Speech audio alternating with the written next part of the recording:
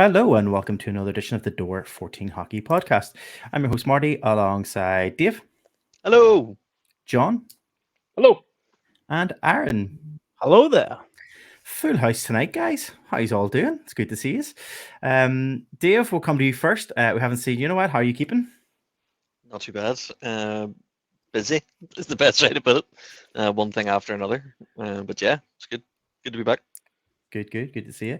Aaron, we'll come to you next. I think when we were last doing our podcast 2 weeks ago, I think you were in that there London for work. How are you doing? I was in that big smoke, and I think I caught the tail end or the middle of the podcast. So I did, from some dodgy hotel internet. But glad to be here. It's good to be back. Similar to Dave, it's just go at the moment. But in between, trying to get all the Christmas decorations up and the outside lights out, getting time for Christmas. Yeah, it is indeed, and we'll be talking a lot about Christmas in this episode. Definitely, I think in every period, I think we've got something maybe Christmas related we're going to talk about. And John, obviously, last but not least, you were on the last podcast, but how are you doing? I see that's a different background you've got tonight. It is coming to you live from North Belfast. What?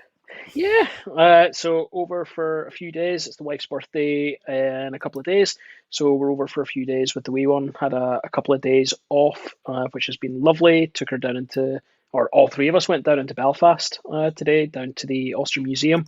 And little one absolutely tore the place apart, which was lovely. Good. I mean, I'm in my late 30s, and I still love going to the Ulster Museum. Every single time I go down, I see something new that I enjoy doing. I think last time, there's photographs of me wearing, I think, a helmet and a shield, and I think a sword. I think as well, in like the kids' room. I think we were in with our nephews and nieces. So yeah, it's always great. That was just at home in one of your playrooms in the house. Yes, Aaron, you caught me on, indeed. Guys, it has been pretty eventful 2 weeks since our last recording, between changes in the league, losses, wins, losing streaks, breaking of losing streaks, and over in the NHL, there's been a lot going on there too, between wins and losses, streaks being broken there too, new loads of stuff happening, including an interesting waiver story, which we're going to cover in a bit of detail in our second period. So if it's okay with you guys, I'm going to suggest we get stuck into our episode this week, and we're going to start off with a quick rundown of the League Cup standings, league standings, and then switch across to the NHL and look at the standings there. So starting off here in the UK with the Elite Ice Hockey League, the Sheffield Steelers sit top place with 11 games played and 18 points. The Cardiff Devils sit in second with 12 games played and 18 points. The Dundee Stars are in third with 14 games played, 15 points. The Manchester Storm are in fourth place with 14 games played, 15 points. The Belfast Giants sit in fifth with 13 games played, 14 points. The Glasgow Clan are in sixth with 13 games played, 14 points. Five Flyers are in seventh with 14 games played and 14 points. The Nottingham Panthers are in eighth with 8 games played and 12 points. Keep in mind, though, the Nottingham Panthers have some games still to pick up after the tragedy there that happened with that happened there recently. The Guildford Frames are in ninth with 14 games played, 12 points, and the Coventry Blaze are in 10th place with 11 games played and 9 points. If we were to look at the league, if we had been sitting here last week, recording last week, the league would have looked somewhat significantly different. We'll get to the Belfast Giants in a few minutes, but let's look at the top 3 teams: the Sheffield Steelers, Cardiff Devils, and the Dundee Stars sitting in third place. Dave, let's go with you first. Sheffield obviously continuing their winning form there, sitting in top place, looking quite strong as we as we're kind of looking at the table today. Again, had I think one loss last week, which was a bit of a surprise loss. Don't think I would expect that one to come. But what's your thoughts so far with the top 3? Have you seen my camera there? It looked like I fell off my seat when you were running through the league scores. But yeah, it's it's an interesting one. Obviously, it's very early days, but Steelers are doing a fab job right now. You can't argue with that. The number of games played and their number of wins is pretty damn good. But as I said, it's still early. If you'd have been talking to me this time last week, it might have been a little bit less merry. We're willing to chat about it. Giants at that stage were ninth. and they weren't far off flipping dead last, but all changes in 4 games or not. So that's hope it continues, but it's super. It's going to be another super competitive season, if not more so than it was last year. Yes, the Steelers and Devils are doing really well right now, but there's not really a massive gap when you look down that table. You're saying 6 points between ninth and first, so that's still tight. It is indeed. I mean, it's a pretty tight look, quite pretty tight run, as you say, with the first 7 teams all sitting kind of quite close to each other there. John, Dave kind of mentioned there, like the next 3 teams in the league there, we've got Manchester Storm in 4th, Belfast Giants in 5th, and the Glasgow Clan in 6th. Dave already alluded to the fact that Belfast Giants sitting in 9th now, moving up to 5th place. Manchester Storm just dropping down slightly out of that top 3 that they had been sitting in. I think they were sitting around about 2nd place when the last time we were recording, just over 2 weeks ago. That middle table, how's it looking, do you feel? I think, to say it's what you would expect is kind of a moot point, because it's exactly what you would expect given the results that we've seen so far. But again, Dave made a really good point. We are early doors in the season. I think we're roughly a 5th of the way through the season, with games maybe just slightly over that. Like you say, with a 6-point spread, not including Coventry in that number, it's mental to be taking lines on teams at the minute. I think the table, top to bottom, is absolutely no reflection of what it's going to be at the end of the season. A couple of teams have been hot, a couple of teams have been cold, and that's to be expected at this stage. Injuries are starting to happen now as well. We're at that stage of the season where sort of that pre-Christmas, we're starting to see maybe the quality of some signings maybe not being as high as what was expected, or guys who maybe came in with niggles that maybe weren't overly disclosed to coaches, and they're starting to rear their head now, and teams are starting to look for the market. Middle of the table is exactly what I would expect to see just now. Glasgow probably overachieving right now. They've had a bit of a renaissance over the last couple of weeks. A couple of big wins for them. Similarly, Belfast jumping, like we said, from 9th up to squarely in the middle of the table.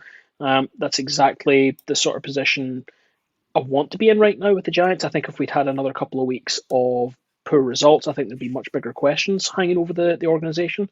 But right now, I'll take 5th, and I'll take 4 points back, because we saw last year the Giants, I think pre-Christmas, even just slightly after Christmas, we were counting out. I think I was one of the voices who said, "No, the league's gone."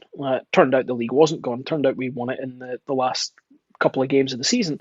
And people calling for heads right now, I think, need to have a little bit of perspective across the board, across all 10 teams.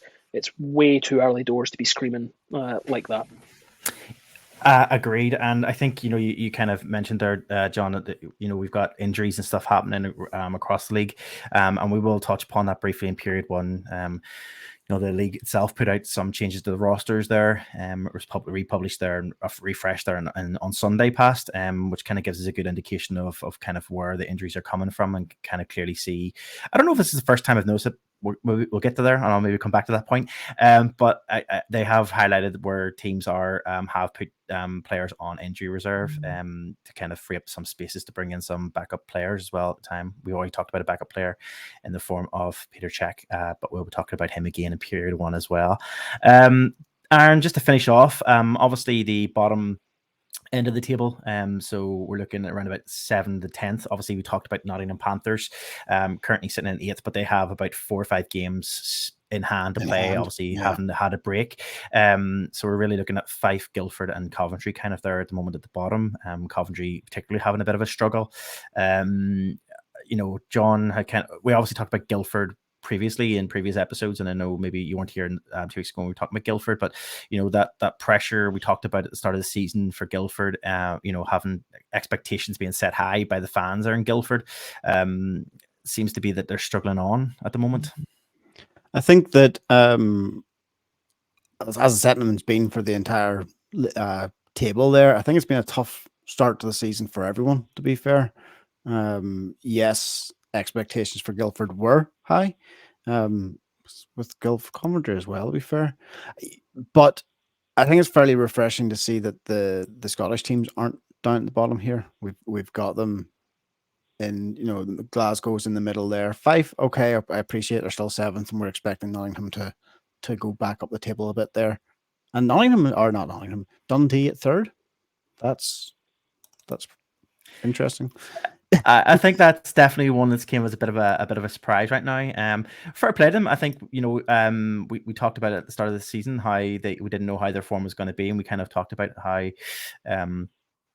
a lot of changes in Dundee. So it's been interesting to see that now where we're currently sitting, heading up towards this very, very, very busy December Christmas period. It'll be interesting to see where things start to shake out by the time it comes to the end of this month. I know we're only at the start of December as of today, if you're listening to the podcast, tomorrow if you're currently watching live. But by the end of December, we'll see a bit of a shakeout in terms of the really heavy load in terms of fixtures coming up. And we know that there's a couple of extra fixtures in the form of Challenge Cup, which John is your favorite topic, and I know we're going to be addressing that as well in period one. Guys, I think that's really a good rundown of kind of where things are sitting. As I say, we'll be back in 2 weeks' time, and I'm sure things will have changed again in 2 weeks' time, just like it has since the last recording that me and John did just over 2 weeks ago. So it will be interesting to see where things start to head towards the middle of this December period. I'm going to switch focus and take a quick look across the water and look over at the NHL and the wildcard spots in the NHL. I'm going to take a look at the currently as of today, which is let me just check the date, the 30th of November. So currently where we're currently standing, we'll look across both divisions and divisions and conferences and see where things are sitting on the wild card spots. So in the Eastern Conference, in the Atlantic Division, the Boston Bruins sit top with 21 games played, 31 points. The Florida Panthers sit second with 22 games played, 28 points. And the Toronto Maple Leafs move back up into the third place with 20 games played and 25 points. In the Metropolitan Division, the New York Rangers sit top with 21 games played, 33 points. Carolina Hurricanes are in second with 21 games played and 26 points. And the Washington Capitals are in third with 19 games played and 24 points. Detroit Red Wings and the Tampa Bay Lightning currently hold the first and second ranking in the wildcard spots. However, Philadelphia Flyers are right on their tail with about 2 points of a difference between the top three teams. Aaron, must be happy, man, having the Flyers sitting there. Must be a bit of a change this season. Changed fairly recently over the last wee while. I appreciate that we're not in the runs just yet. We're still just trying to get to that wild card spot. But you talked about the Giants jumping quite up the table. The Flyers have definitely jumped up quite a bit over the last couple of weeks with a bit of a run of form. In our last podcast, our last recording just over 2 weeks ago, me and John were talking about the standings and about how things were. And one thing I did know that I did say to him that of all the weeks for Aaron to miss out, was last week whenever they were just I think they were up in the third place, and not even in. I think they were in third place in the division part. They were in third place last night when I checked, and I was nearly taking a screen because I was like looking at the rest of the results. I knew that they were going, realistically they were going to drop again, but I was like, take a picture quick, share it with everyone. But we'll see. I was living in hope. At least it's a good start to the season for you. Moving across the country in the western side of things and starting off in the Central Division, the Colorado Avalanche are sitting in first with 21 games. Didn't know the Cardiff Devils had moved across into the NHL. Most of their fans would tell you that they can compete across there. Having a nightmare of a night, to be honest, guys. Sitting in first place, the Colorado Avalanche, 21 games played, 30 points. Second are Dallas Stars with 20 games played, 28 points. And the Winnipeg Jets are in third with 21 games played, 26 points. In the Pacific Division, then, Vegas Golden Knights are in first with 23 games played, 32 points. Vancouver Canucks in second, 23 games played, 31 points. And the LA Kings are in third with 20 games played and 29 points. Wildcard spots are held there by St. Louis Blues and the Nashville Predators. Dave, we're not going to maybe mention Wild this week. We'll be talking at length in period two about the changes they've made.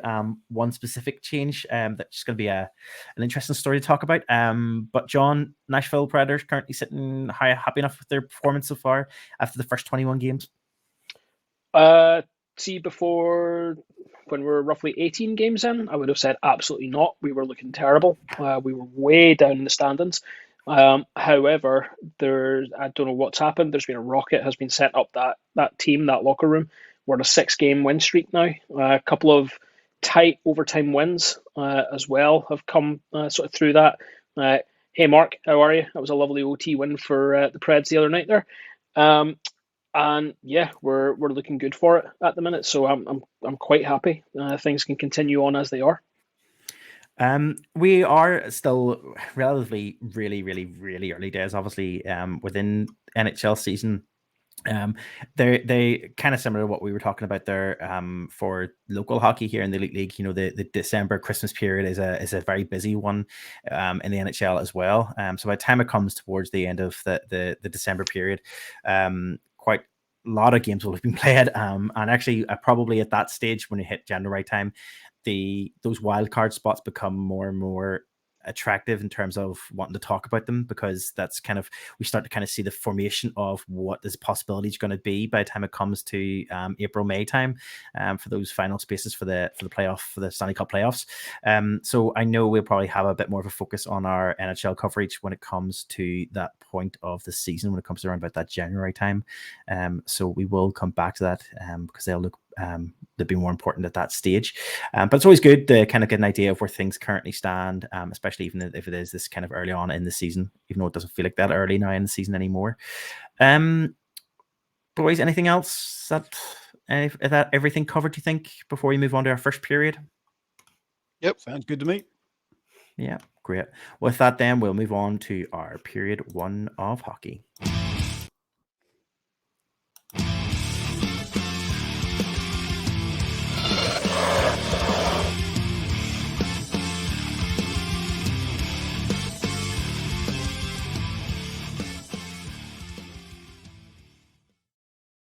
Technology really hates me today. For anybody who's live, you won't even notice that in the podcast.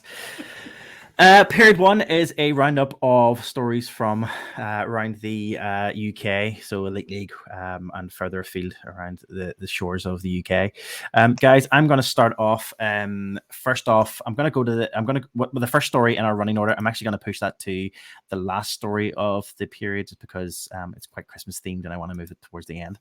I'm going to start off with the story that me and John covered in our last podcast, which is just over 2 weeks ago, when the Belfast Giants made the announcement that they had signed Chelsea legend Petr Cech for the Belfast Giants as an injury recover.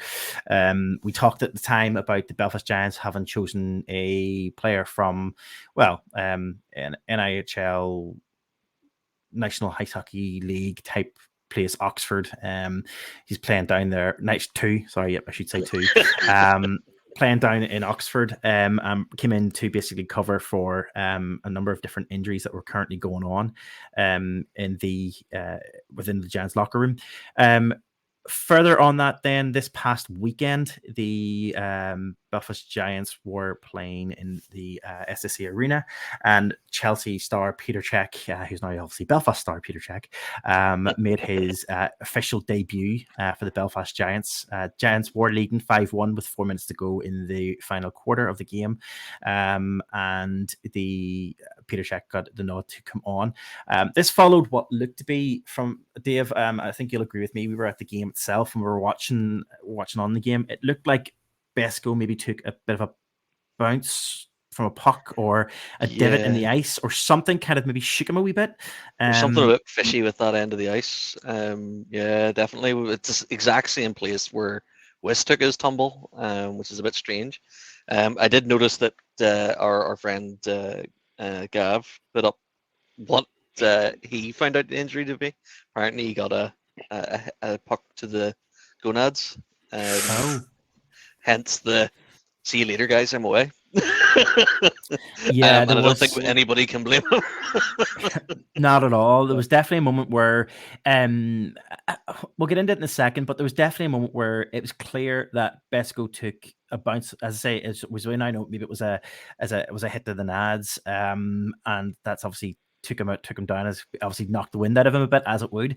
But it did we did. It was obvious. It was noticeable that whenever he did get up, it was taking him a bit to skid it off. And I think at that point, the Giants probably were thinking, right, we're already up. At this point, there's no point in risking if there is a significant injury to Besco. Let's get him off and let's get Peter on. We wouldn't have and batted an eyelid if that was any other backup. I would agree. I 100% agree with you. There was a bit of, I suppose, something going around online. I suppose after the game, people were saying that it was very disrespectful for the whole audience, for the whole crowd that were in there on that night, and it was a sellout crowd. The whole crowd, not the whole crowd, but a large majority of the crowd were yelling for Czech to come on. A lot of cheering and chanting for him to come onto the ice, and the Giants made a decision that they will bring him on, and they did bring him on for the last few minutes of the game. I mean, Dave, you watched him. Your thoughts? How do you think he done? He's an older man. He's a bit slower, but he done a better job than I'd ever do. He walked away with the clean sheet for that last few minutes. He done all right. I didn't expect. I probably wouldn't have expected much more from him. He done the job he had to do. I don't think. One thing I would have to say is the Giants' defense looked a hell of a lot tighter whenever he was on the ice, and I'm assuming that was they were trying to keep the pucks away from direct shots. But yeah, he did his job. He came out and covered off the final few minutes, and he was all right. He's a big guy. He's still got he's still got the moves. Like he was able to do his coast to coast and all that, and he took out a fella, and it probably should have been a trip, but hey, didn't get called, so it worked, and it was nice seeing the players give him a bit of a send off, knowing that that's probably the last time you'll play full blown professional hockey. They done the Causeway clap. Was it only for one game? Hopefully he leaves Belfast without the Causeway clap, to be fair. Hopefully, fingers crossed. Aaron, to answer your question, he's only played so far in one game brought on. Now, he is still on the bench and he's still down as our backup for the next few games, and we'll talk about that in our next story. But I suppose the question being, and John, I'm going to pose this question. I'm going to hand this question over to you. There's another conversation that's currently happening online around whether or not Petr Cech is a PR stunt versus quality enough players should be playing for the Giants. And there's a bit of an argument around, was it a point of just so happened to be he was the right person in the right place at the right time versus giving an opportunity for a young talent. And I know that's been an ongoing conversation that's been happening online. I mean, what's your thoughts after his first week or two with the Belfast Giants and obviously jumping on the ice for the first few minutes of a game? First and foremost, whether it's a PR stunt or not, it doesn't matter. It's an enormous PR win. Everyone who is jumping on this and being negative about it, I think, have a word for yourself for a start, because the biggest bugbear I have with ice hockey in the UK, apart from the Challenge Cup, is the fact that we seem to love this image of being the best kept secret in sports in the UK. We don't want to be the best kept secret. We want to be one of the biggest indoor sports in the country, full stop. So when you get a news story like a former Premier League Champions Cup or Champions League, I don't know, some big football competition, he won that. So he comes in here. Yes, granted, he's 41 years old. It's his first professional hockey game. That's fine. But that being said, the massive Glasgow Clan couldn't get a goal past him. Like, I don't really care. At that point, for 5 minutes, roughly, he was better than every Clan player, every Clan forward, every import they spent money on. Petr Cech was a better hockey player on the ice than all of them. So I don't really care. He earned whatever he's getting paid to be here in Belfast as a netminder. He wasn't there in front of a phone getting interviewed and bringing money in to either the Giants or the league in that respect. He came here, he played the game, we won the game, and he got a clean sheet out of it. So tough. Every other team can be as jealous as they want for the fact that we brought in Petr Cech. Yes, we brought in an NIHL 2 netminder. And I've seen some interesting arguments about it. Like you say, online, Marty, there's been some interesting chat about it. On one side, are there other young Brits who could come up? And I think Anthony on Banners reposted someone's post today, and it made a really good point. To be totally honest, a lot of the NIHL guys, they have second jobs, or hockey is their second job if they're even getting paid. Excuse me. Can those guys afford to not work for 2, 3, 4 weeks, or however long Belfast need them to be here until Wes and Dicko are ready to go again? More than likely not. Is Petr Cech doing another job? More than likely not. He's probably doing this as a bit of a hobby. So has he got the availability to come over and do this? Clearly he does. So I'm more than happy to have him across doing this. The other argument about the PR, whoops, my phone has decided to put a thumbs up there. You know what? I agree with myself. I listened to 3 on 3 as well, and their angle on the PR stunt side of it. And 100% agree, but it's just sour grapes from 9 other teams or fan bases across the league. Go and do something like this yourselves. Go and make your team the news, and stop complaining when it's us that are the news. I did see a funny comment. I think it was from Patrick Smith from View from the Bridge. He put up an interesting comment. I do remember is that I think it was the Sheffield Steelers signed a Blue Peter presenter at one point. Blue Peter presenter on the ice a few years ago. I know who that was. I'm going to give him a shout out. It was Paddy reposted it. It was Thomas Brownlee. There you go. I do remember that because I remember I think Nottingham have done something similar as well. And I think it was on BBC. I think it was on CBC, or it was on children's TV anyway. I think they had some coverage as well at one point too. So it's we don't have Clarkson on the ice or something. No, he wasn't signed. He was just on the ice. He was just on the ice here. We were talking about this actually at the last game. The boards are still banjoed from him ramming the car into it. And when there's a proper check on that the away side, it just bounces for hours. Like, it's unbelievable. It does. It was this past weekend was the same. I think even to the point where I think they crashed into that side of the board just up behind the goal side on the left hand side, and even hitting there was enough to send a guy who's clearly at his first ever Giants game for the sellout crowd this past weekend, and his pint went flying all over him, which just always gets me. I love it. It's just like, when you see the newbie sitting at the front, and you see him setting his pint up just behind the plex, you just think to yourself, please keep your pint there, because I just want to see what happens when the pint comes all over you, see your reaction. And it happens. So it made me really happy. Let's talk about. I'll tell you before you move on. I'll tell you what I'm really grateful for with this.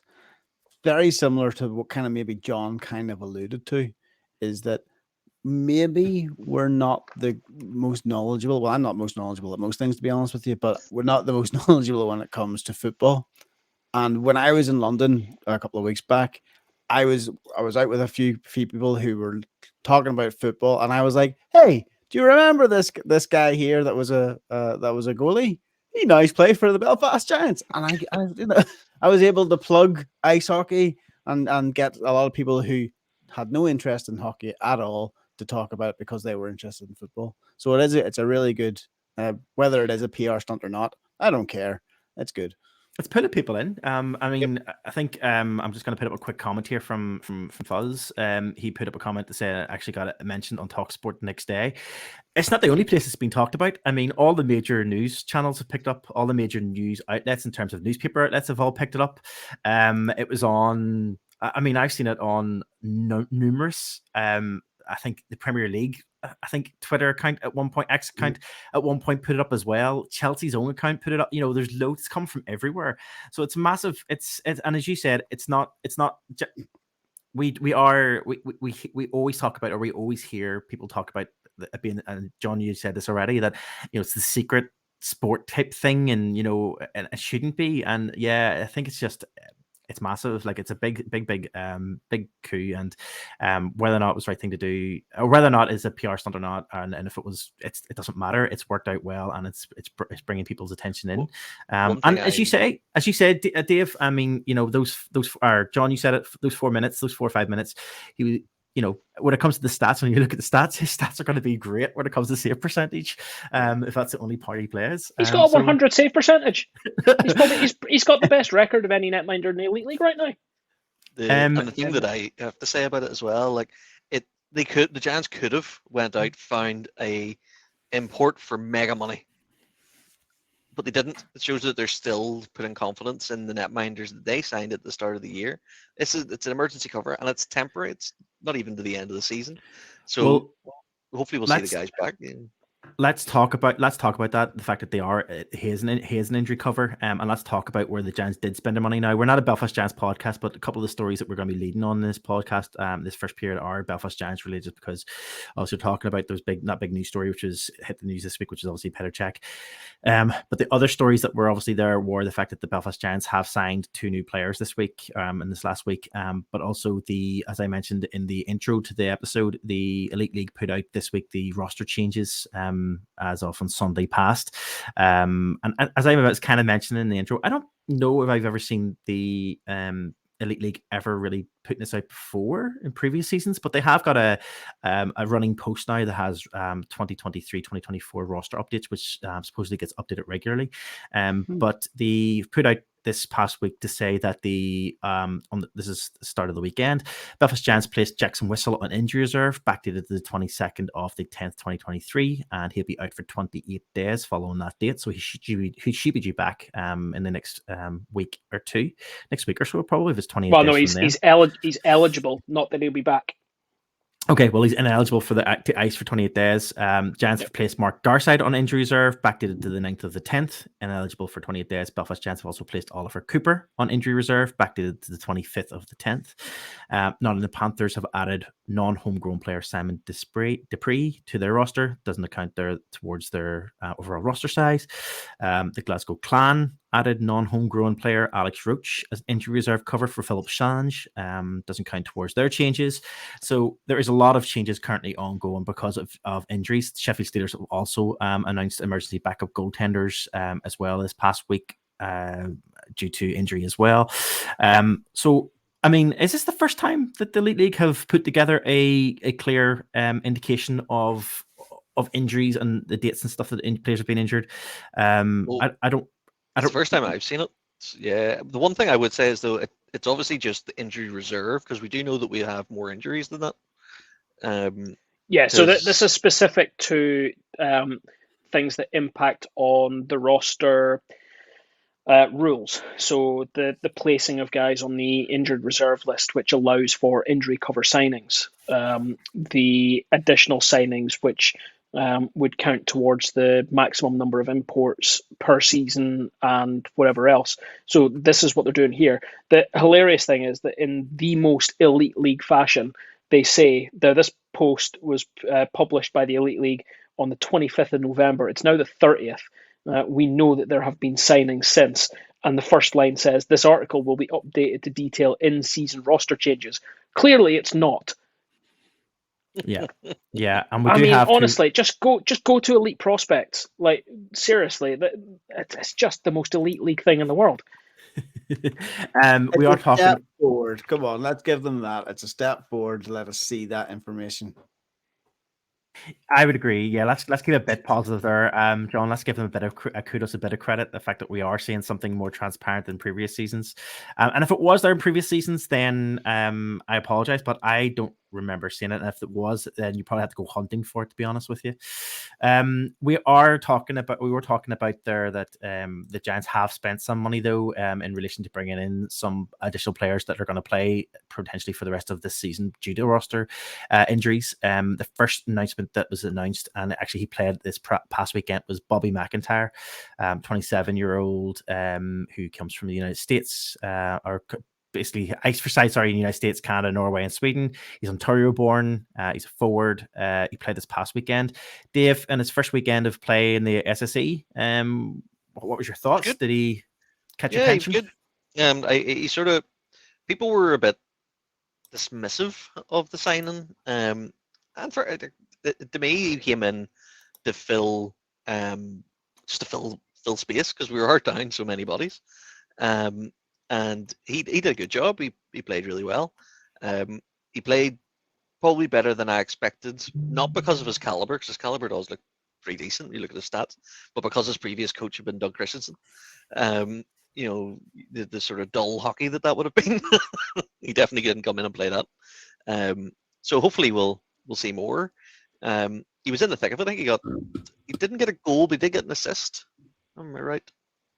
You know, so he was in the mix, and I can't say anything bad about that. John, we obviously that was the first announcement from the Belfast Giants, and then our second announcement came this week when the Belfast Giants confirmed the signing of 24-year-old Cameron Pound for the remainder of the 2023-2024 season, again following injuries within the roster. He's a Solihull-born defenseman, spent 3 seasons playing for St. Mary's University in Halifax, Nova Scotia, iced 50 times for Huskies, helping him to the US Sports Playoffs during the both 2021, 2022, 2023 seasons. Young lad coming in. Looks pretty good for a young defenseman. This is what I think we were talking about in our private chat, and we talked about is something that we needed. Yeah, definitely. The defense needed a little bit of shoring up, I think, to be perfectly honest. Between issues that we've had, whether it's been guys carrying injuries, whether it's been guys sitting out because of injuries.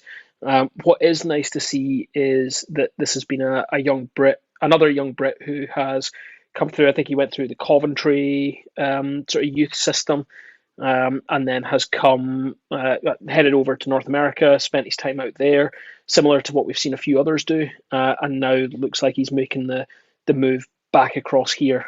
This will be a young guy who's probably looking to make his way into the GP setup as well. So the chance to come in and play and be coached by one of the GB coaches, and Adam Keefe, is probably way up on this young lad's list as well. So it'll be interesting to see how he performs. I think is his first game going to be this weekend, the away game against Glasgow, and then the home game with Sheffield. So both of them will be interesting games to watch and see how the defensive system kind of shapes up around a new sort of incoming player like this. Yeah, I mean, it'd be interesting. The Giants are there's only a few teams who have moved at this point of the season to bring in some bodies. Obviously, the Belfast Giants signed 2 recently, and that's not including Petr Cech, who obviously we talked about. But also we've seen the Nottingham Panthers since our last recording bringing in, I believe, 2 players as well: Austin Farley and Simon Dupree, also coming in. And I think, if I remember correctly, let me just double check my notes here to see. Yeah, Glasgow also bringing in defenseman Alex Roach from Freiburg, and that was since our last recording. Other teams we have seen going the opposite way, where we've seen players leaving, announced has been let go or leaving the teams for different reasons. Not as nothing is as dramatic as our last episode or our discussion on our previous episode with the Flames announcement there, where they had a sudden leaving of a player. But we have seen the Guildford announce this week that Logan Fredericks is leaving. That was I think 2 days ago. They announced that Logan Fredericks has been relieved from the team. Sheffield Steelers announced that Cameron Keeley had been leaving. Dundee Stars, obviously we knew about Johnny Walker was being let go of following all of the issues that were happening there in relation to his behavior and stuff and everything else. I think it was partly part of the parcel why he got his marching orders. So it's an interesting time. We wonder if we'll see much more. Do you think we'll see many more teams picking up over the next few weeks, a few players? Dave? I would say so. It seems to be, this season seems to be a tough one for injuries across the board. Yeah, I could see a lot more changes between now and the end of the season from almost everybody. John, last question before we move on to your story, which is the next story. We obviously have seen the Giants done this before last season, where around the Christmas time they picked up a few key players and changed their form. Do we feel that there's any team particularly needs to start thinking about where they're where their form needs to be changed, and which is there any team particularly you think needs to kind of maybe make a move to kind of, I suppose, fix their season as it currently stands? I mean, if there's any team who has to look to the market, I think it's Coventry. I think Danny Stewart has to look seriously at the market to see what's there, because something is not going right in the Sky Dome right now. For that team to be languishing in 10th when you have the likes of the Stars, and like I said, the table is one thing to take account of right now. It's early doors, but if you're Coventry, the two teams who can look at the table and think, yeah, that's an accurate reflection, are Sheffield and Coventry. Because Sheffield, way ahead, they can look at it and go, yep, we've signed a good team here, we're getting good results, this is all good. Coventry need to look at that and go, something is seriously, seriously wrong here.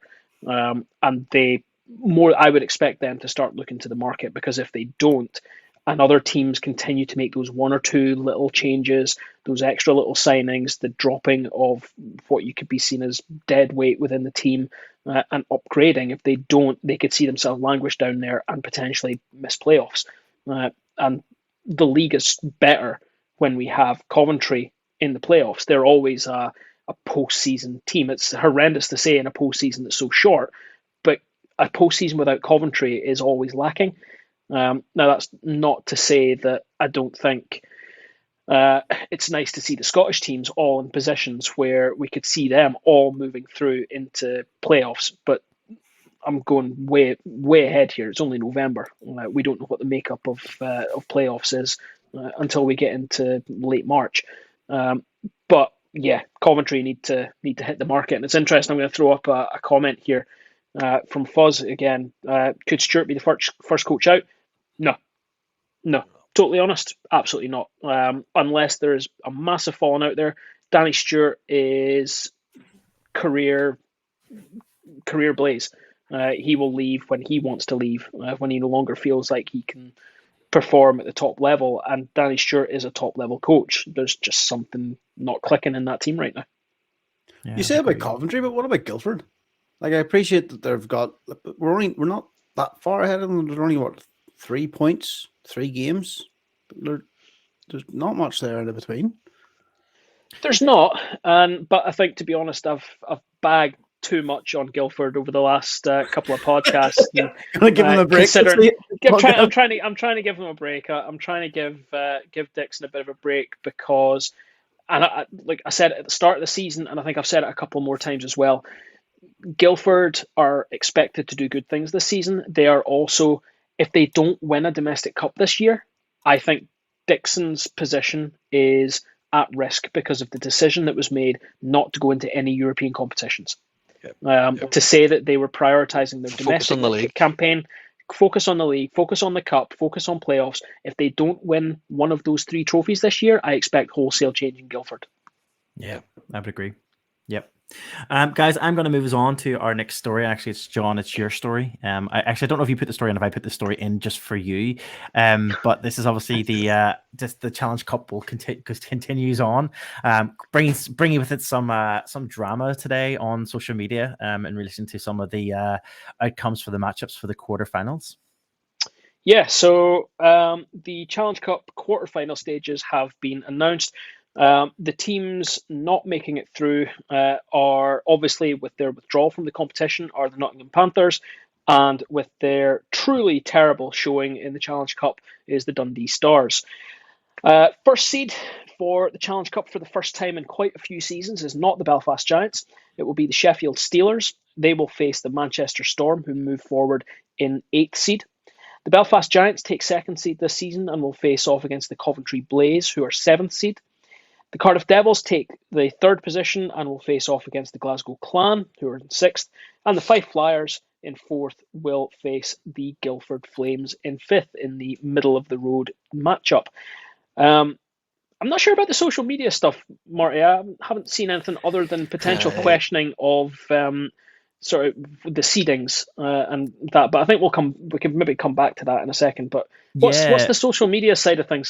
it's more of a, I think it's more of a tongue in cheek, a bit of a joke. I think coming from both Sheffield fans and Manchester fans, I think it's been a bit of a conversation about like a bit of a joke around Sheffield obviously taking on the Manchester Storm in the next round, but yet they obviously had to face them for so many games within the group stages. And I think it's been a bit of a joke being like, okay, so Sheffield Steelers top seed, who are they going to play for the next round? Oh, it's going to be Manchester again. And the same way and the other way, it's been like Manchester like, yes, we're going to get a break now. Oh no, we're getting Sheffield again. So it's a bit of a see from a Sheffield perspective, they don't have a soapbox to stand on in this one. That is an organisation who pits themselves in about 300 matches a year against Nottingham, and every single one of them is the biggest match in UK hockey. Get stuffed. It's a 10-team league, for God's sake. I guess the question has been, obviously some people were saying, and we've seen it before though, some people were saying, don't be surprised though, Manchester are worrying about the fact that they're 8th seed going up against first seed and they've played each other so often, and fans are like, well, Sheffield has Manchester's number at the moment because obviously they've done so well in the group stages. But if we think about last season and what happened last season with the 5 Flyers and how they That's were a fan base surprised, with a short-term memory. that's how they quickly took out a big team. I mean, who knows? Who knows? You kind of mentioned it, John. I know it's your story, but you kind of mentioned there about the seeding. Obviously Sheffield taking top seed for the first time in years. Obviously the Belfast Giants have held that top seed coming out of the group stages for a long, long time. There was a bit of discussion around the seeding and how the seeding all came about. Obviously both teams, I suppose the conversation was had around, the number of wins versus where the seed should sit, I guess, is the conversation. I think is that what I'm seeing online? Well, essentially, both the Sheffield Steelers and the Belfast Giants ended with clean sheets through the group stage of the Challenge Cup. The Belfast Giants won their 6 games. The Sheffield Steelers won their 8 games, or whatever it is. It's the Challenge Cup group stages. Who the hell cares?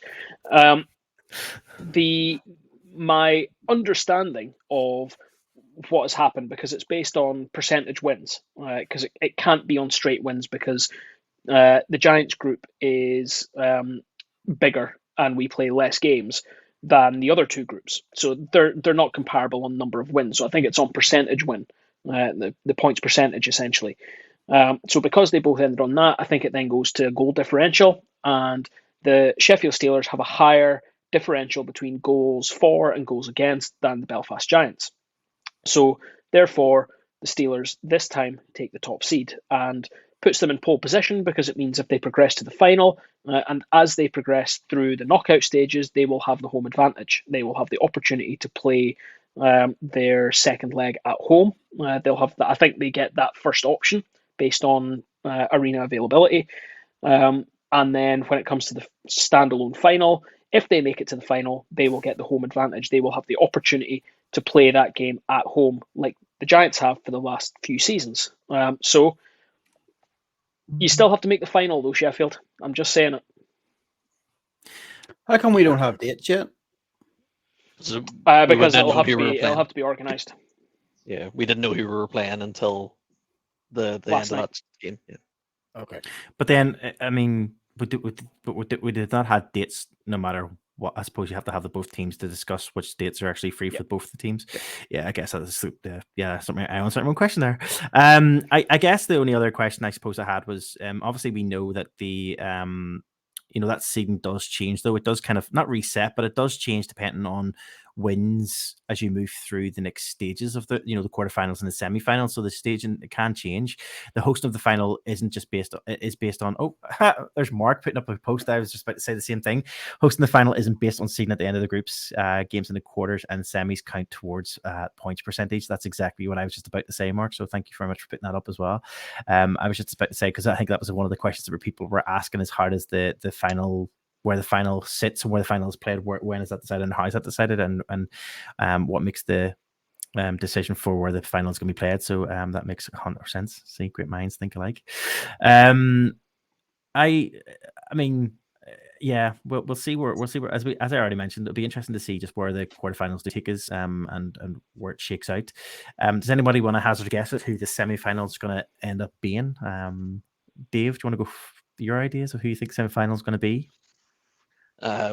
Just to be that guy, as long as the Giants get through and the Steelers don't, I'd be happy.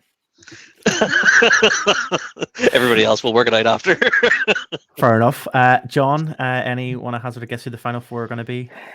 I'm totally the same. The Steelers, Manchester. I don't really care. I hope they both lose. The Giants plays. I just want to see the Giants come through it. And then, to be totally honest, with the other two, because there's Scottish teams involved there, and based on the upset that we had going into the final last year, I would love to see the Scottish teams do well through that. I'd love to see them come through on the positive side of that, and see potentially a Scottish team make it through to the final again. I think that'd be great. And I've said it for I don't know how many years. This is the trophy that Glasgow need to have their eyes on.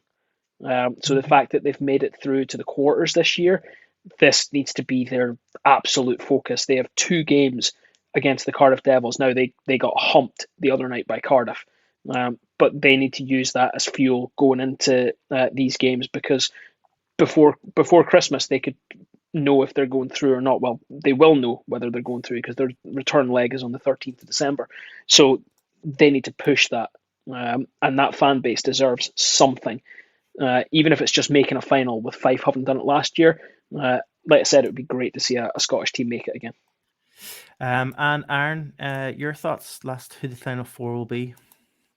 It's kind of as you said, Maury, at the start there. This cup always has its surprises, but you can't. I don't know when this is a podcast. I'm going to say everyone on the left hand side there, but it's the Steelers, the Giants, the Devils, and the Flyers are really, I think, who will go through. I'm not going to be as blunt as Dave and John says. I don't care as long as the Giants get through. But no, I do think it'll be the Steelers, the Giants, Devils, and the Flyers. I will go with you, except I'll go with you, except I'm going to swap the Flyers for the Guildford Flames. I think the Guildford Flames, I think the Guildford Flames are kind of what John, you had said about with the Glasgow Clan, in terms of the Glasgow Clan need to focus their sights on, that the Challenge Cup is a trophy that they need to kind of really focus on and win. I'm going to go with the same. Flyers will really want to kind of recreate that. They will, but I just think Guildford Flame need it more at this stage, and I think that's going to have to push. That's going to push them a bit forward, is because they know they're going to need to do something if they know that the league maybe is not within their grasp this year. But given how they've started this season, they're still within a shout for the Challenge Cup, and if they could at least finish off this season with potentially a win in the Challenge Cup, it's sure, the Flyers coach didn't know they were still in. They got into the final this season. That's true. That's true. Guys, I'm going to move on, but I'm going to keep our focus on Scotland. We were talking about the Scottish teams, and we're going to keep our focus on those Scottish teams. And this is the story. This is the first of our Christmas stories, and this will finish off our period 1. The Glasgow Clan announced the release of a Christmas charity single to raise money for the Renfrewshire Toy Bank. The song, if you haven't listened to it already, I'm hoping you guys have heard it. The track is called Clantastic Christmas, and it launched last week and features the full team singing a unique song, which is an original charity song. Includes lines like Rudolph between the pipes and Santa down the wing, and a bunch of cheesy things that you can imagine. The song does have a B-side to the track called The Club Mix, which has Christmas messages from the players to the Clan's Purple Army fans, and it is available to download and stream on all probably major platforms: Amazon Music, Apple Music, Spotify, all of those ones. The money raised from the sale of the 2 tracks will be donated, as I mentioned, to the Renfrewshire Toy Bank, charity which provides thousands of Christmas gifts every year to disadvantaged children and young people up to the age of 18. The music and lyrics for the Christmas song were specially written by Clan, the PR consultant Norman MacDonald, and the track was produced by Glasgow-based musician Jim Keelit. Lead vocalists is Jerry McLaughlin, the Clan's commercial director, who has previously acted on television and has a vocalist for a local band. Have you guys heard the song? John, I'll come to you first. Have you listened to the song? I'm not gonna lie, I've listened to parts of the song, and I have not listened to the rest of the song because it gives me very strong cringe energy, and I'm not about it.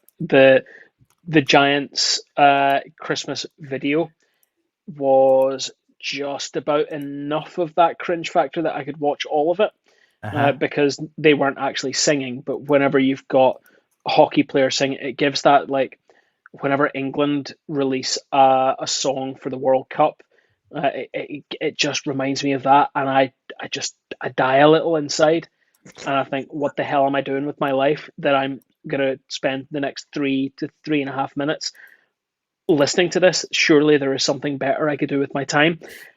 That being said, totally behind the cause and what they're doing it for. It's just not for me. I'd sooner just send them a $5. And you're wrong. I listened to the 30 seconds of it and then instantly went and YouTubed the Giants one to go to go watch it. It's 10 years old. Yeah. It's not more than that now. It must be more 20 than 10 years. It's 2020. I think it was 2012, 2013 season. I think it was around then anyway. So yeah, it must be Wow. about 20. Was it 2012? Must have been 2012, 2013. Yeah, it is. It's over 10 anyway. It actually, they had that on the screen. They did put that up on the screen just briefly for a second in the SSC this past weekend, because that was the season that they were covering. Now what they do in the SSE, what they're doing during period break, I think the first period break, is they do like a throwback to an old season, a previous season, and they show like footage and different bits of the games, and they have little stats and stuff from those seasons. And that was the season they covered this past weekend in the SSE. So all it does is make me a Marty feel ancient. It does make you feel a bit old. I gotta say, sorry, Dave. I know, John, you mentioned you listened a bit before the cringe took over. Aaron, you said you heard about 30 seconds of it. Dave, have you listened to any of it? Yeah, no, I listened to it. Yeah, it is something. Yeah, all power to them. You know, if it was, I find it difficult to watch the Giants video back in the day, and I find it difficult to watch the. Giants video is amazing. What are you at? It's. But yeah, it's brilliant cause, and it just shows you that the team has a bit of a fun behind them. Which is usually a really good sign. So hopefully it raises loads and loads of money. Yeah, I gotta agree. I listened to the first, I'd say, minute and a bit of the song, and I sad to say that the cringe factor took over for me as well. You know me, you guys know me. You know, I really hate kind of like cringe humor, and like Mr. Bean really just like really like real like I like stresses me out. Just I don't like that cringe aspect of things. But I have played. I did let the song stream through, maybe just the volume down. So I give them the stream anyway. So I've played it for the stream and give them the listen. So hopefully that helps. But yeah, I couldn't. And it's not the first time a Christmas thing, as you say. We've got the Belfast Giants who did the Mariah Carey song, which always gets rolled out every year. That does cringe me a bit, and I don't really watch that anymore either. It's fun, as you say, Dave. I see what they're doing, and fair play to them. Great cause. And yeah, maybe hopefully, maybe they'll get the number one in Scotland for Christmas songs this year. I don't know. But fair play to them. It'll be the sausage roll people. No, they're not doing one this year, thankfully.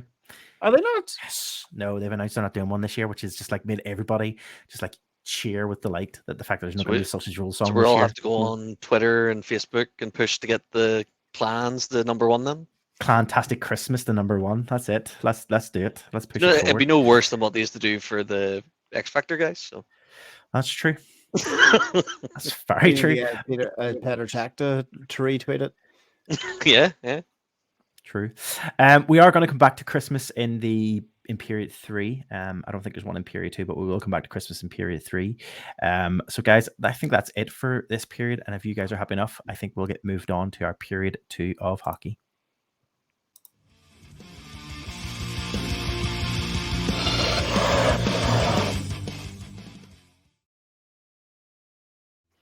Hello, and welcome to period 2 of hockey, where we'll talk about everything from outside of the UK. I'm going to start this one off because I did homework for the first time in God knows how long. And to be fair, it was the Wild that did it for me, and not the other way around. So this week, the Wild, in their infinite wisdom, binned their entire coaching team. That's not the interesting part. The interesting part is that their signing of their assistant coach is, well, our familiar name to our Belfast fans as Patrick Dwyer, who had a fantastic job when he was with Belfast. But not only that, he's also was the assistant coach for the Charlotte Checkers, who we also have affiliations with due to friends and whatnot. So it's fantastic. I love to see names pop up from in the past. And this is the first one. I can't wait to see him do his first interview. It's going to be interesting. Now, to be fair, he really can't do any worse than what we had prior. We didn't have a great start to the season, and I think their target may be first round pick anyway. So we'll see how it goes. But he was sorely missed when he left. He was the assistant coach in Iowa, the Iowa Wilds. So he also was the coach. He also coached our very own Peyton Jones, as he is currently in Iowa. So just Giants players all over the Wild organization at the moment. So that's maybe they'll start to win something now. The Keith factor will rub off. Yeah, potentially. yeah. Not Sheldon Keefe, the successful Keefe brother. This is a bit out of left field, but I showed Gemma a picture of Sheldon doing his team talk and during thing, and he sort of looks like the fella who ate our Keefe at the minute. He is he's a bit of a chunky monkey. Jesus. God love it. God love if anyone jumps in the chat here. Imagine somebody jumps in the chat here and starts having a go at us. Jeez. Jeez, do you have to hear what they say about us at the games? You know? I definitely think just on that story, just with Dwyer coming in, I think it was yourself who put it into our chat first, and it was no, I think John, did you put it in the chat first? You said what's going on in with the Wild at the moment. I put a thing on. Yeah, I put a thing in that said I think it was the day after the coaching staff had all been fired. I was like, geez, Dave, what's going on there? And then within a few hours, there had been a post, and Dave, you had copied in with the hiring of, well, John Hines, and I had a snigger at that one, having seen him be fired from the job in Nashville. But then for Paddy Dwyer to show up as the assistant coach, helping to run the bench, it was awesome to see. But I think you're right about the potentially gunning for the first draft pick here. Hiring John Hines is an interesting way to go. A guy with a proven middle of the table track record. He is not a championship winning coach. Yeah, I have a sneaking suspicion that the Wild are in. So we already know the Wild are in a bad way with the cap because they're still holding on to cap space from people. Names completely left me, but they're still holding on to cap space for players that are no longer playing for the Wild, and it's a significant chunk of capital. So the only logical thing at the minute is to run out the clock. There's no point in they're not good enough to make a run. So basically, what they want to do is try and keep the people coming, not make it look like we're taking the game serious, and keep the bums on seats for ticket sales, and then see what we get draft wise. That's all we can really hope for at this stage. But having hopefully somebody like Dwyer, I know he's not going to change the world, but he's been around the block, and if he's maybe going to linger around when we get a new coach, a proper coach, a championship coach, that might be good signs for the future if he does stay. So we'll see how it goes. But again, the more Giants links I can have in the NHL, the better. Yeah, it was definitely great. It was definitely great to see. My only thing will be, obviously, hopefully, I'm hoping that the Wild just keep calling him Patrick Dwyer and don't try to shorten his name down to Paddy Dwyer with the two T's, because every time I seen his name spelled Oh. Patty, it made me want to cry. But yeah, no, great to see. As you say, it's always good to see a giant and a name that we all know hit the hit the NHL, and it's so good to see. And as you mentioned as well, Dave, that link with the Charlotte Checkers and previously, obviously we've got good friends there in Charlotte. So yeah, it's good to see. Good to see. Yeah, it was fantastic, and I can't lie, I did have to. I went, I know that name, and had to go figure out why I knew that name. I'm not going to pretend to be an encyclopedic knowledge of all our players. So I was like, I know that. It was one of the Billy Connolly. I know you. I know you. I know your face. So yeah, so that was my piece. I thought it was really fantastic. Who do you go to next? Because I know that there's one I want to talk about, but I was thinking we could probably leave that to the end, which would be Marty's interesting waivers story.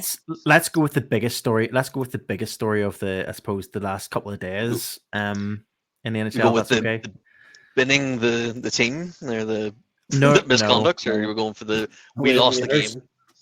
Let's go. No, let's go with let's go with the story of the waivers story of Corey. Let's go with the waivers then. Yeah.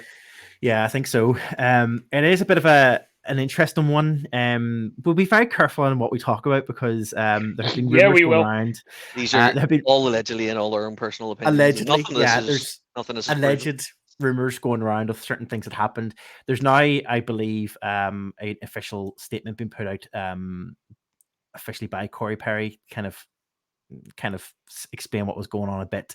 But the Chicago Blackhawks have placed Corey Perry on to waivers, his contract anyway. Basically following a incident that happened last week before a matchup with the Blue Jackets, according to a report that was made. Perry was placed on waivers, traveled to Columbus 1 week ago, and a day before the Blackhawks road match, an incident with a team employee occurred. It's unclear where the report incident took place, and the Blackhawks then began an investigation once they were notified of what occurred. The report stated that the first insight into what led to Perry's mysterious absence before the Blackhawks' decision to waive his contract with intentions of terminating it. There wasn't a lot of rumors, but a lot of information came out, so it caused a lot of wild speculation and rumors, which spread right across social media. These have been shut down by both the team and NHL reporters. And of course they have. It's an interesting one. It doesn't. They were very clear to say that it does not involve any players or their families, and anything that suggests otherwise, or anyone who suggests otherwise, is widely inaccurate, and frankly, it's disgusting to suggest.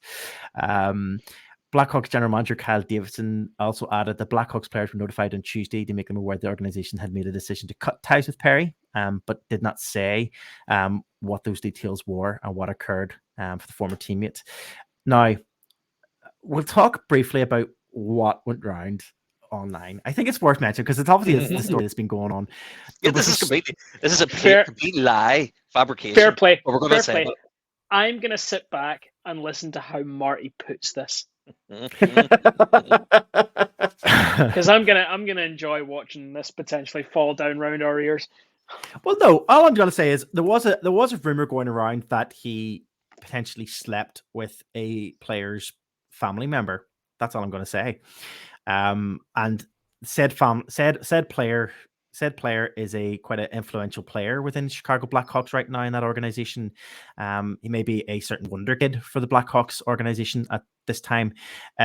So there was some rumors around the reason why he's placed on waivers because the family member in question belonged to said wonder kid. That's all I'm going to say. All parties have come out and said that that's not the case. That's not what happened. Corey Perry has released a statement today, as of about an hour ago, in which his statement I'm going to read it out word for word, in which he says, I sincerely apologize to the entire Chicago Blackhawks organization, including ownership, management, coaches, trainers, employees, and my teammates. I'd also like to apologize to my fans and my family. I'm embarrassed and I've let you all down. As a result of my actions, there's been speculation and other rumors. I am sickened by the impact this has had on others, and I want to make it clear that in no way did this situation involve any of my teammates or their families. Most importantly, I want to directly apologize to those who have been negatively affected, and I'm sorry for the additional impact to others it has created. My behavior was inappropriate and wrong. I've started working with experts in mental health and substance abuse fields to discuss my struggles with alcohol, and I will take whatever steps necessary to ensure this never happens again, and I hope to regain the trust and respect of everyone who has believed in me throughout my entire career. Once again, I'm deeply sorry, Corey.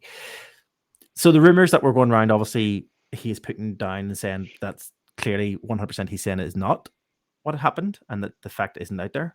The fact that the Blackhawks haven't released what exactly it is and why he's placed on waivers. I think this is just one of those stories where we're just never going to really find out what's going on for obvious reasons. Obviously, the story's been proven to be false based on what they've said. I'm more concerned that they came out and have said, no, that's not what happened. But they haven't said what it was. Does that mean it's worse? Well, supposedly what's happened is that he has been drunk and has done something inappropriate towards a Blackhawks employee. And that's all that has been. I don't even think that has been made as an official statement yet, but that is what has been said. The biggest problem is that in the build up to this, the Blackhawks were so closed off and closed doors about what was going on. All the first, I've got to stop these reactions and thumbs up. The first thing that was known about it, it looked like Perry was being put on the healthy scratch list, and clearly that wasn't the case. That wasn't what was happening. Speculation was going wild about why one of the top line guys for this organization wasn't on the lineup. Then you get things like these, like rumors that snowball, and the problem is you've got an organization like Chicago, who, through their own actions and their own inactions, now have an organizational reputation for trying to hide inappropriate behavior within the organization. So those two things put together led to the rumors which have come out. And that's an organizational problem. This is a lack of trust from across the game in the Chicago Blackhawks. And is it that they are going to have to address that. I appreciate that they haven't made it public because it's a work issue. But once they found out about it, they immediately cut ties with them. They didn't what they did was they've had other stories where they've tried to, not Blackhawks, but other teams have tried to brush things under the rug. They have made immediate action. The GM made a statement about a few days into all that was going on. Now, this went on for about a week or so, all the rumor mill and everything. Yeah. Finally, the GM came out and said, we heard about this. It triggered a response within the team. We obviously can't make a statement about it because it's an internal staffing issue, all the rest of it. And that's totally fine. But for a week, they allowed the rumors to go on and on and on. And that's a problem. What they should have said straight away is there's an issue with an employee, steps are being taken, or allegations have been made. Now, allegations are just that. They are just allegations. They can be rescinded, they can be taken away, they can be proved to be wrong. But they said nothing. And one of their top guys was not playing for them. Of course, people are going to start to speculate about what's going on. This wasn't a guy who's just come up from the A, who's going to go back down a couple of weeks later. It's Corey Perry. They have to say something. And the organization is partially responsible for all the rumors that have gone around the rest of the league and around the game as well. It's just a nonsense. How people can have confidence in this organization is beyond me. The difficulty is going to be in the fact that if the story does transpire and the information comes out further, that it is, as you say, John, that it's a case of player got misused alcohol, was drunk or whatever it was, did maybe something toward a staff member within the Blackhawks organization. I mean, would you not think that's a bigger case than just placed on waivers? Would that not be a big sign for other teams and out there to be kind of going, this is not acceptable? But then we've seen it in the past, obviously, with certain other players. But yeah, it's an interesting story, but it was definitely one that before the Blackhawks got out there and made their statement, and before obviously the statement today, it's been one this has caused so much like gossip and wildfire in terms of what it was, and some of those you had all the side rumors that were going on. The other player who was wrapped up in all of this, and you had rumors that he was asking for transfers because of a toxic environment within the locker room. Now, again, it doesn't matter if that's true or not. That went round, and that's going to have an impact in the locker room. Now, said player has been giving interviews in the last couple of days about upcoming games and things, and the locker room seem to have moved on from this, and that's totally fine. But this is always going to be there. This is always going to be online. All the stories that people have said, when people talk about these guys' careers, they're going to talk, remember that time when that came out and people were talking about that, and do you think that was real? This is permanent now. So organizations have to be they have to be awake to that. It's just a nonsense. Yeah, agreed. It completely sort of baffled me whenever reading it. It did sort of spiral and then continue to snowball, but let's hopefully say it's put to bed. Maybe a bad turn of phrase, but I will move to John for his piece, and then we'll come back to Marty for his final one, because they're kind of. I'm going. Did you not like that? No. So John, I'll go to you for your piece. Yeah, so a few days ago, Florida were lining up against Toronto. The game went to overtime, and the Florida Panthers scored a goal, or so they thought. The goal was reviewed. The referees then decided that the game had not ended. What was interesting was, I think the Leafs had left the ice. The Panthers were celebrating, or some other way around. Some Leafs, or sorry, other way around. So anyway, players had left the ice, and they ended up having to be called back. And what's more gutting than anything is that the Leafs went on to win. So it's terrible to see the Leafs win. What I really loved about the story was, the Panthers went off, and then they came back. They were brought back on again, and whenever the Leafs obviously went on to win the game, and the the coach for the Panthers, you can clearly, he wasn't mic'd up, but you can clearly see what he says to the ref. If you watch back the video and watch his response to the ref at the end, he asks the ref, "Was that a goal this time?" And when the ref, whenever it was, he just goes, F's sake, you can see him just say it out loud. But yeah, like fans were starting to leave, and then all of a sudden, obviously, this was announced, and you can see the fans just walking back into the arena, be like, "What's just happening?" It's hilarious. It was so. Do we have a video of the non-goal? Oh yeah, there is a video of that. I'll send it to you. There is one. That it's remind me, was it OT that this was called, or were they already in the shootout? It was OT. So I think shootout. It was. Yeah. It was called a no-goal for a double tap on the puck. Yeah. I think so. Effectively, he had fired the shot, and it wasn't going, so he tapped it again. Well, he didn't even. So effective. It sort of was weird. It was off the rebound from the pads. It came back out, but his stick was still moving forward, so it counted as a second tap. Yep. It was definitely. So technically, the puck had lost its forward momentum, basically. Yeah, that's it. He took a shot. It was rebounded off the. It was rebounded off the leg pads. And yeah, it bounced, as you say, Dave. It kind of bounced off the player's stick and kind of bounced over and in. So technically, it was a second. It was a second tap of the puck when it went in. And the thing being is that if he had have got his stick away from it, his foot probably would have done it, and it probably would have been a goal. Because that wouldn't have counted as a second. But would it if the puck had moved back up the ice? It's fine if the puck goes back, as long as you don't bring it back. Because you're no longer in control of the puck, and as long as he doesn't kick it, and it's just if it hits his foot, sort of. But Just a deflection. it is off it. Okay. it is what it is. But it was a time when I watched it like a good 3 or 4 runs, because apart from the overhead view, it just looked like a good goal. And then when you got the overhead view, you seen the double tap. That was I couldn't get over whenever it was like the amount of time it must have taken them as referees to review that. It was bonkers, Yeah, especially in that sort of game. Like, it Well, was, that's a shootout. So Toronto would be watching that anyway, wouldn't they? yeah. of course, Toronto were watching it.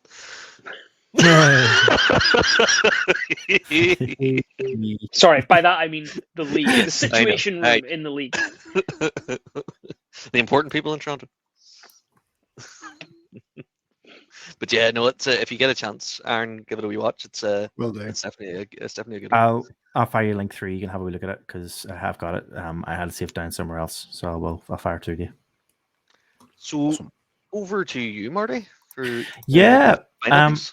yeah. The last story is an interesting one. Another interesting one as well. This is the game last Monday night with again Florida Panthers involved with this one too. The Florida Panthers took on the Ottawa Senators. And what became, I suppose, the most comical thing in terms of a fight in the NHL season so far. At the back half of the third period, with with not that long to go in the game, both teams ended up, both lines on both teams end up getting into a bit of an entire line brawl, I should say. Both for both all players on the ice. Once referees got hold of the game, every single player on the ice was assessed a 10-minute penalty that knocked them all out for the rest of the game. It was just. Have you seen the video of it? Have you seen it all how it had happened?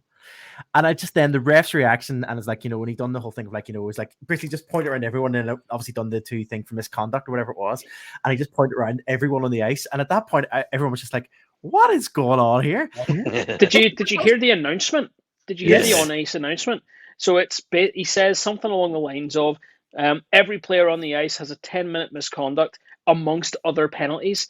Yes. Which is hilarious. Like he's not even going to go through them all. He's basically just like, all these guys are out. The funniest part of the whole thing is, because it was the third period, because they all got game misconducts, I think there was about 10 minutes left, or maybe just less than 10 minutes left of the game. The benches, as a result of that, looked so empty. It looked like an elite league game, like maybe like 5 seasons ago. Like these teams were playing 2.5, 3-line hockey now. Yeah. Like it's mental.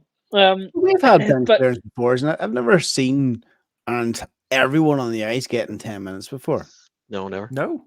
Even with line brawls, I've never seen it. Normally, what you get is the 2 that start it, and then a few others might get, like, you might get a third man in on either side. But generally speaking, if everyone else is in, it's usually a bit of roughing, unless it's like proper, like if it's like 2 teams who've sent out their third lines and they're going to properly go at it, then yeah, you might find 10 guys all get 5 minutes. But for 2 full lines to get 10-minute misconducts, that's mental. The Newcastle game, the Giants full line brawl, I think they got the first initial ones were 5 for fighting, and then the rest were 2 minutes for roughing. But they bend the whole lines, but they were only for a few minutes. Okay. But to throw the players out of the game, it was only because it was 10 minutes is something else. Yeah.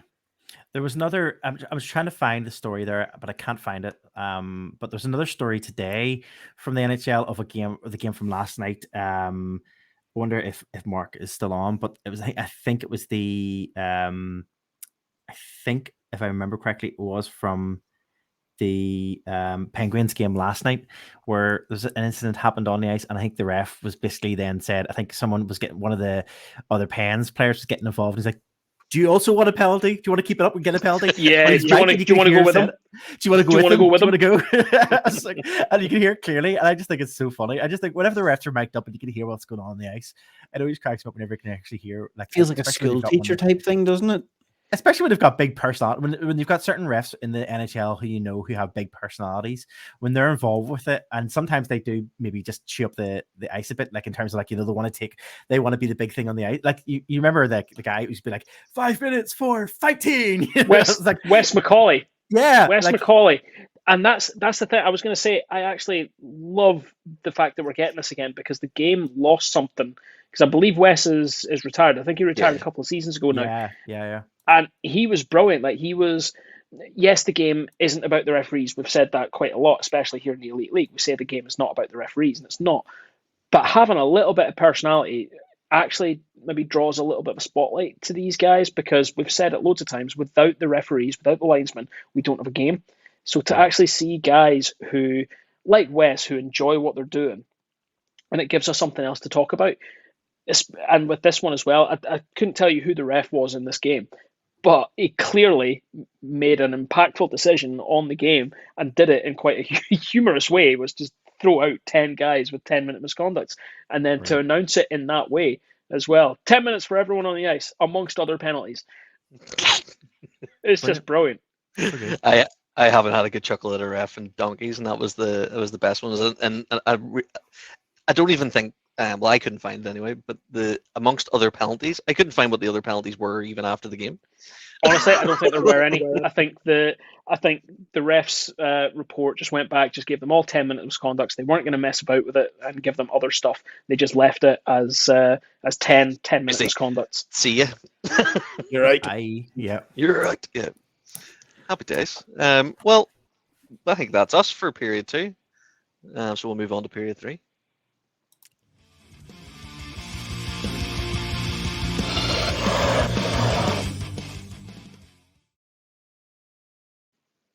Period 3 is our general Knocky news. Oh, that was good. Finally. Finally, yeah. Knocky news is about anything and everything else in the world of hockey that we don't think fits very neatly into period 1 or period 2, or quite often whenever there's just too much stuff in period 1 and 2 and we throw some stuff into period 3. Period 3 this week around is about something that's very heavy, about something that we quite like here on Door 14, and that's jerseys. We're going to look at quite a few jerseys this time around. When are we just going to rename period 3 to jersey period? I was thinking exactly the same thing. Yep. Because what do we do? What do we do? What do we do whenever we're in, like, I don't know, the first couple of weeks of the season and there's no new jerseys to talk about, other than the ones that we've done at the start of the season, all the new jerseys. But anyway, let's make a start, guys. Give the whole period of 10 misconduct. Let's go with Elite League to start with, because I'm going to come back, Marty, to yours, because it links very neatly into some other stuff. So, first one that we're looking at here is the Sheffield Steelers. If you're not watching the video podcast, you can jump on to YouTube at around the 1 hour 27 mark, and you can have a look at these jerseys and see what we're looking at here. The Sheffield Steelers have released their 2024 Winter Classic jerseys. Guys, this is, I think, the second year that they've done what they've called a Winter Classic. I believe it's their first game in the new year. I think they do play on the 1st, so I think that's why they call it the Winter Classic jersey. What do we make of it, Marty? Oh, sorry. Yeah, I mean, it's they've went with the same design. They've went with that old school kind of design. I kind of get the idea in terms of bringing out these like 3 Winter Classic design jerseys in order to kind of boost a bit of sales. It makes sense because it will draw people's attention, and they are quite nice looking jerseys, plain looking and nice kind of the way the design is. I still kind of feel it's weird that they have like a branded like logo and symbol for like a Winter Classic, which I just think's a bit odd because I think if we had if it was an official elite league thing, then it would make sense. But to have their own little like weird brand of a Winter Classic and designate a game themselves as a Winter Classic game, I think it's a bit strange. And I think it's a bit weird because then about 4 weeks later, 5 weeks later, we're going to have that retro weekend game, which they're going to throw out another retro game jersey at the end of that season, or at the end of January. So I don't know. They're okay. I see what they're doing. We'll also throw into that mix. There will be Pride jerseys in January as well. Yeah. I can see what they're doing. It makes sense. Optimize a bit of Christmas money.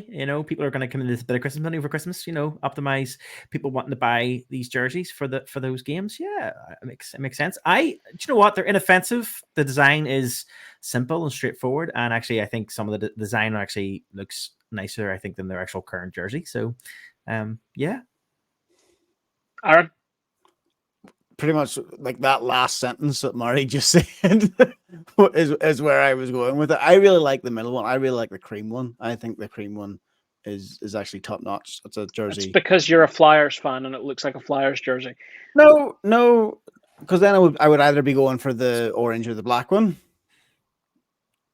But I like the cream one. I think it's very clean. But it's really what Marty just said there. I've brought up the Steelers logo, the standard Steelers logo. I like that one better. I'm not entirely sure. I feel like that logo is just open to photoshopping by 9 other teams into something much more hilarious. They'd be holding a hammer or something like that for to be the Steelers. Yeah, they can hold my hammer. Dave. Yeah, I have to say I'm with you, John. It looks a bit questionable. It's questionable. It's a bit, it's going to be somebody holding a spanner or something, if you know what I mean. It's not. It's a bit. It's filled with character. Filled with character, absolutely love it. Out of interest, guys, I just wanted to have a look and see. So the Steelers are the only team playing. Obviously, sorry, they're not the only team playing on the 1st of January. Although I wouldn't put it past them to play themselves in a Winter Classic. That jersey clearly has them playing with themselves. They will face off against the Manchester Storm on January 1st. Manchester Storm as well.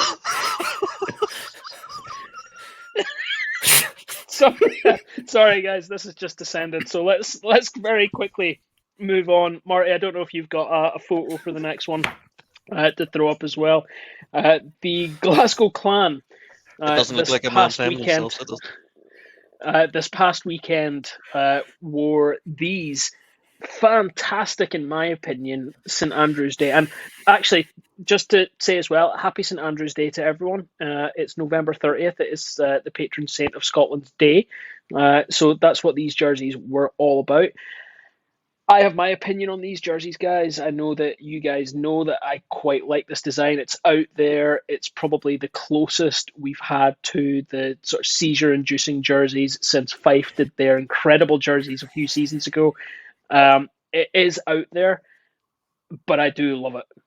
It's up there with the patriotic side of jerseys as Edinburgh's old Saltire jersey. Like it's up there for me. Marty, you have I think a very different opinion. I just don't get it, John. Do you know what?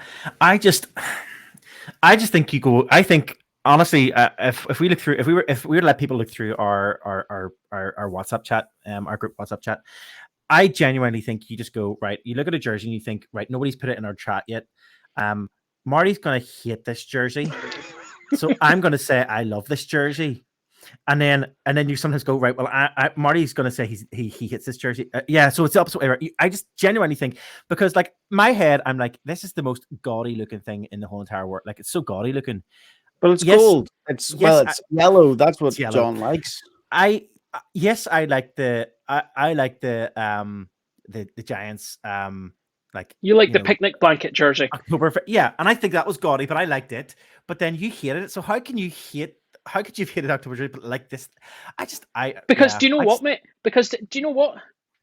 You're Glasgow Clan. Sorry, the Glasgow. Yeah. So this is the point. The Glasgow Clan, while clearly they don't play in Glasgow. They do play in Scotland. So having a Scotland-themed jersey kind of matches quite well. The Belfast Giants do not play in Germany, so okay, yeah, it doesn't quite hit the same points there. And to be honest, you're just jealous because we're here in Northern Ireland. It's not like we can just throw a flag up on a jersey and expect everyone to be okay with it. I just well, think 50% of them would be alright.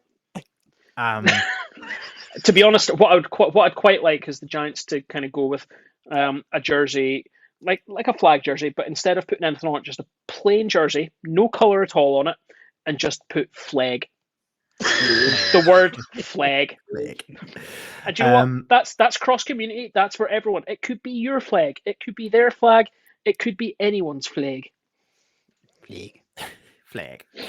Yeah. Well, my thoughts are I don't like it. Simple. Good. Dave, quickly come to you because I know that you were a fan of Edinburgh's old Saltire jersey. The thing that lets me down on this is the purple. And I know they have to have the purple, but if they took the purple away and maybe made the clan logo smaller, made it more patriotic focused, then I would be like, oh, that's amazing.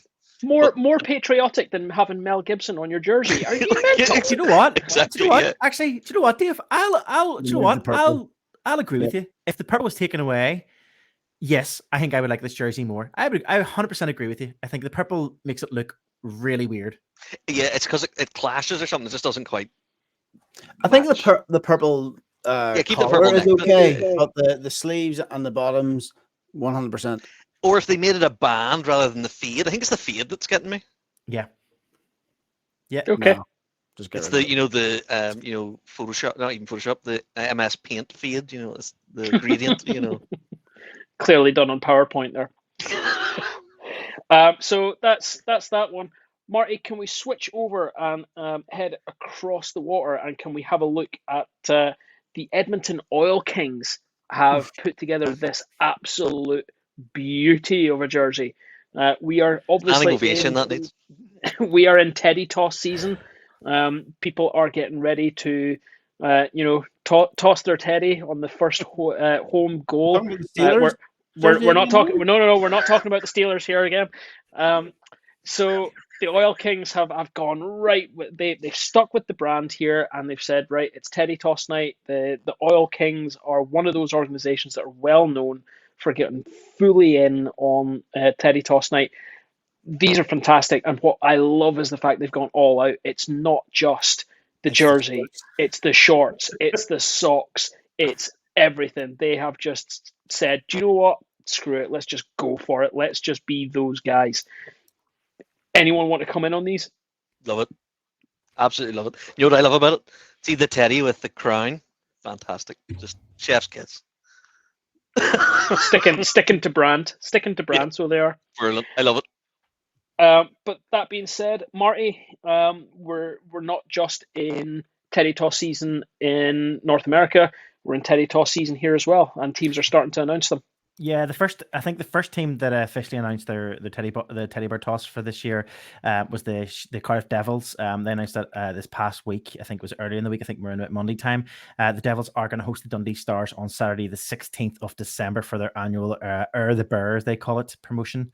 The Devils, when the Devils, as you say, once the first goal is scored, fans will then throw their soft toys onto the ice, and the toys in Cardiff will be distributed between Tyhafen, Cardiff Women's Aid, United Welsh, and Noah's Ark Hospital.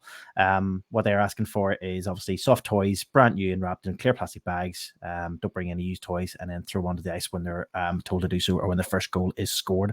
So that's the Cardiff Devils one. So that's the 16th of December. We will be recording before them, so we might put a wee reminder in on that before that. But that's the Cardiff one. The Belfast Giants then today announced their teddy bear toss, which would be at the game this coming weekend, I believe. Is it the 3rd of December? Again, isn't it? Yeah, it's Saturday. It's this Sunday. Sunday. Yeah, typo in that article. There's a typo in the article. This Sunday, the 3rd of December, the Belfast Giants are having their teddy bear toss this weekend.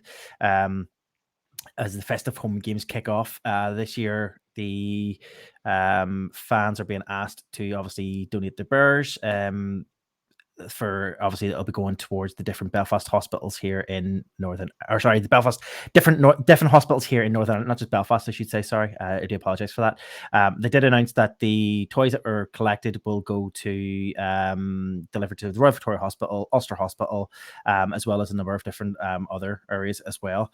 Teddy Bird Toss, as I say, they've said exactly the same idea. If you can put together any toys, soft toys, or anything's welcome, doesn't have to just be bears. Anything from suitable from birth right up to older kids as well. All toys and gifts should be brand new with labels left on. So when your first goal is scored, chuck it in. So that's this coming weekend. Yeah. Am I wrong? I should mention story... John, before I move on from it, they should say in addition to the teddy bear toss, there is an appeal. Sorry, that's where I was getting confused. There is an appeal as well for Cash for Kids Mission Christmas gifts. So if you want to buy a gift for different age ranges, specific age categories, so things like babies, rattles, bath toys, that sort of thing, teens, headphones, speakers, power banks, that sort of type of stuff, all of those kind of gifts can be left at door one before the game starts. So that's different. That's slightly different appeal, but it's on the same night. Sorry, John, go ahead. Cool. No, it's just to point out that I think this entire post needed to be proofread, because not only do they say Saturday the 3rd, which is wrong, they also say that the game is against the Manchester Storm, which it isn't. It's against the Sheffield Steelers. So anyone reading this... Well, so this is why I'm confused. So this is why I'm confused. It says Saturday the 3rd of December on the article, I believe, against Manchester Storm. But the Manchester Storm game is the 16th. Now, I'm going back now to see if I can find the post on Twitter, because I think the post on Twitter might be the 16th. I thought I read it was the 6th. When you said the 3rd, I was like, I thought it was the 16th. I talked to Amy about it today, and I thought it was 16th. Well, the fact that the story says this Saturday... yes, but it also says this Saturday against the Manchester. There's a lot. Do you know what? Just bring Teddy's both nights, guys. They're all going to go. They're going to go to a good cause no matter what. So just bring Teddy's first goal, get it on the ice, and then a couple of weeks later, first goal, throw it on the ice again. So the Giants need to fix their their news story, their news article on their website, because their social media outlets and social media posts are all saying the festive period or the teddy bear toss will be on Saturday the 16th of December against the Manchester Storm. So actually the story that they sent through on their press release out in their in the emails and everything else said the 3rd of December, and it's the post they've put up on their unofficial website is the 3rd of December. So that is incorrect. Let me get that correct. Good. It's the 16th. It is officially the 16th of Saturday, the 16th of December against the Manchester Storm. So yeah, that's correct now. That's weird. Do not toss against the Steelers. Okay. Yes. That is the message that we're saying. Don't toss against the Steelers. Yep. No used toys. No used toys, and we repeat, do not toss against the Steelers. Guys, that is it as far as period 3 is concerned. I'm going to just have my quick little moan here because I've been having it online. Obviously, the last couple of podcasts, we have been really lucky that we've been able to put out interviews with a couple of players on 14 with 14, which has been fantastic. A couple of teams and a couple of guys have been really good in having a chat with me. Unfortunately, I'm now in a position that the other 8 teams have either blown me out for now or have chosen to ignore us completely. So really sadly, until we hear something back from either organizations or start getting in contact with players directly and start circumventing the teams, there just isn't one for this podcast. Fingers crossed we'll be able to get something back later down the line, but sadly no 14 with 14 this time around. No, and that is unfortunate, John, as you say. It's been a great little addition to the podcast, and we are disappointed it isn't. But hopefully, it will return in due course, and hopefully, our next willing participant and team can hopefully. Hopefully, we'll see that before Christmas in one of our next podcasts before that Christmas period. It'd be great if we could. And yeah, we're kind of putting it out to the NHL. Yeah, well, that's what I'm thinking. I mean, we could reach out, go wider than the league. There's a couple of names there we have, and there's a name, specifically a name that we know of, a previous Belfast Giant who's willing to come on and have a chat with us. It was a previous number 14, so maybe we'll give him a shout, and maybe if we can't get one of the Elite League teams, we'll get him in. The other 8 Elite League teams, they've all been contacted over the last sort of 6 weeks or so. So it's sitting in your inboxes, guys. And if you're one team in particular, it's sitting with your one of your directors, actually, because every other email just bounces back as undeliverable. So yeah, if we have to, I've got a certain individual who's willing, and we just need to get in contact and sort something out. So that might be the way that we go for the next podcast. Yeah, let's do that one. Why not? Good. Why not? People will be interested to hear. Guys, that's it then for this week. We've got nothing else. We've got no questions either have come in this week, sadly, but that's not a problem. Mark, I'm disappointed in you. Disappointed. Loyalist fan isn't helping us out these days. Exactly. Guys, with that, we will just round it off our episode like we always do, and we'll send everybody who's listening or watching to our website, door14hockey.com, where you can check out all the previous episodes and content. Well, not as much anymore, but from our previous episodes, you can check those out on door14hockey.com. We're on all of the social media channels, Twitter or X, Facebook, Instagram, and John puts up the odd TikTok every now and again at door14hockey. Please reach out, give us a shout, send us your questions, send us your stories that you want to hear, you want us to include, and just generally have a chat with us. We do love hearing from you and interacting with you guys, so keep it up. If you are watching us on YouTube, don't forget to click the subscribe button and the little bell thing, which is down here somewhere. I don't really know the YouTube thing. John, you probably know it better than I do. Give us a subscription thing. Yep, somewhere around there.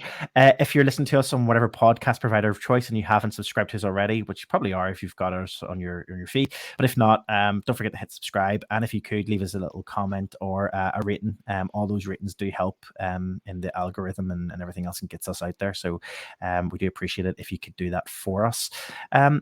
That's really it for this week, apart from just signing off. I'm Marty. I'm Dave. I'm John. I'm Aaron. Have a great week.